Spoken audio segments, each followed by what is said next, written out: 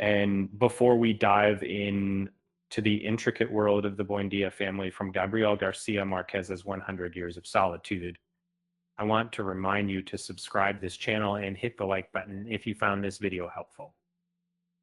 Ace, ciao. One more scene today. See you next time.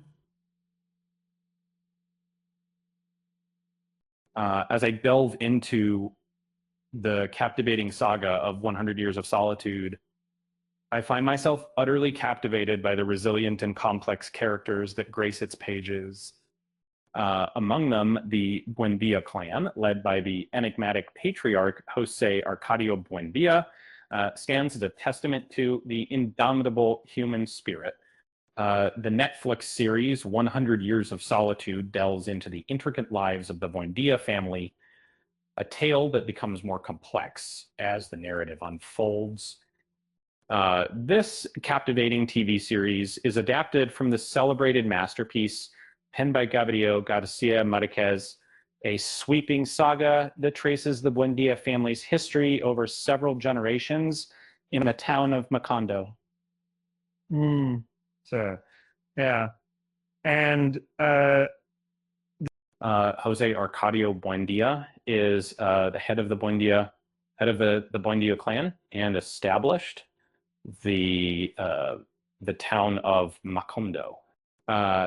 In his native place, he wed his cousin Ursula, whose relatives thought their offspring would be malformed. Due to this belief, they abstained from intimacy for a considerable time.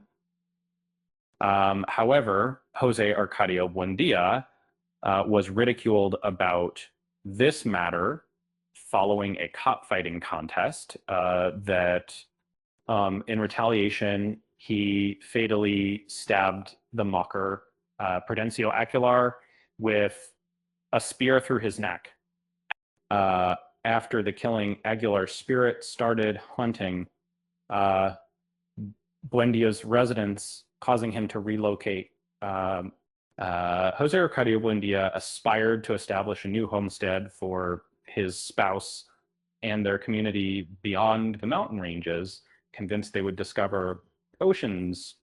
That trek to what eventually became Macondo was arduous and fraught with danger, causing them to abandon their initial objective and settle instead away from the coast. Jose Arcadio Buendia is a curious visionary who dedicates most of his life to his workshop, where he delves into various scientific pursuits, such as alchemy and astronomy, in an attempt to realize the marvels of his mind. This frequent absence often leaves his family without a father, much to Ursula's dismay.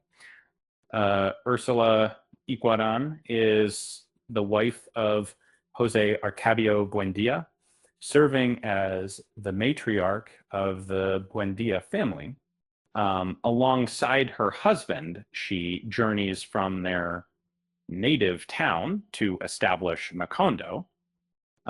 Ursula gives birth to 3 children, among them Colonel Aureliano Buendia, who was the first child born in Macondo, due to the fact that she married her cousin. Ursula harbors a profound apprehension that her offspring might exhibit animal-like traits. And nevertheless, she demonstrates fortitude and leadership throughout the narrative. Like, she initiates a business crafting candies to be peddled within the community of Macondo. And Jose Arcadio, distinct from his father, is the eldest son of Jose Arcadio Buendia and Ursula Iguaran, who is particularly affluent. And this trait catches the eye of Pilar Ternera, a mature woman who inappropriately befriends him, leading to a romantic involvement in episode 2, which results in the birth of his son, However, when Pilar Tenera announces her pregnancy, Jose Arcadio leaves Macondo for an extended period, mirroring his father's impulsive behavior. Colonel Aureliano Buendía, born to Jose Arcadio Buendía, and Ursula Iguaran, who was the first person born in Macondo, exhibits psychic abilities from a young age. An example of this is when he foresees a bowl falling from a table, even though he wasn't close enough to the edge. Throughout his life, Aureliano Buendia experiences a continuous cycle of violence and myth as he serves as both the central figure in Gabriel Garcia Marquez's novel and television adaptation, with Marquez's powerful opening sentence being used for both solely Amaranta Buendia, the firstborn daughter of Jose Arcadio Buendia, and Ursula Iguaran, was raised alongside her adopted sister, Rebecca. The two girls eventually developed a contentious relationship due to their mutual affection for foreigner Pietro Crespi, contrary to Ursula's hopes that the sisters would form a close bond. Interestingly, Amaranta's name means to love in Spanish, yet she often found it challenging to nurture romantic feelings towards people following her encounter with Pietro.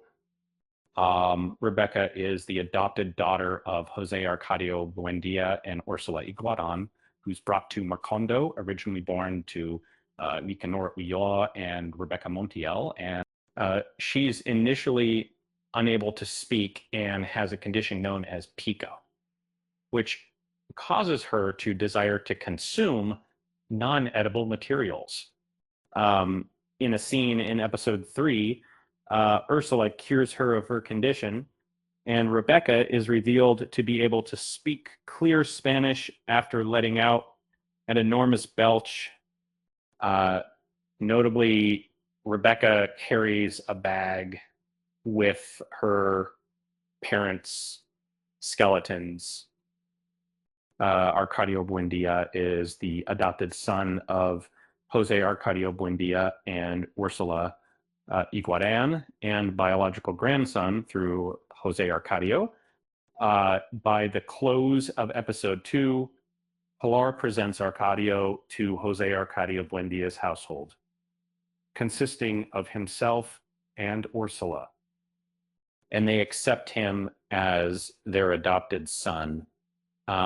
While Jose Arcadio is temporarily absent, as time passes and Colonel Aureliano Buendia is nowhere to be found, Arcadio eventually emerges as one of the town's prominent figures, albeit a character filled with inner turmoil. Aureliano Jose is the grandson of Jose Arcadio Buendia and the son of Colonel Aureliano Buendia. For a while, Aureliano Jose follows in, his father's footsteps as a soldier, but eventually returns to Macondo. There, he finds himself drawn to both Amaranta and his adoptive mother. However, Amaranta firmly turns him down, asserting that she nurtured him and is his mother in every sense of the word. Throughout the epic tale of 100 Years of Solitude, Aureliana Jose continues to harbor feelings for her, and that's a wrap on the Buendia family tree. I hope you found this explanation helpful. And as the saying goes, family is like a tree, it grows and changes over time. With that said, thanks for watching, and until next time.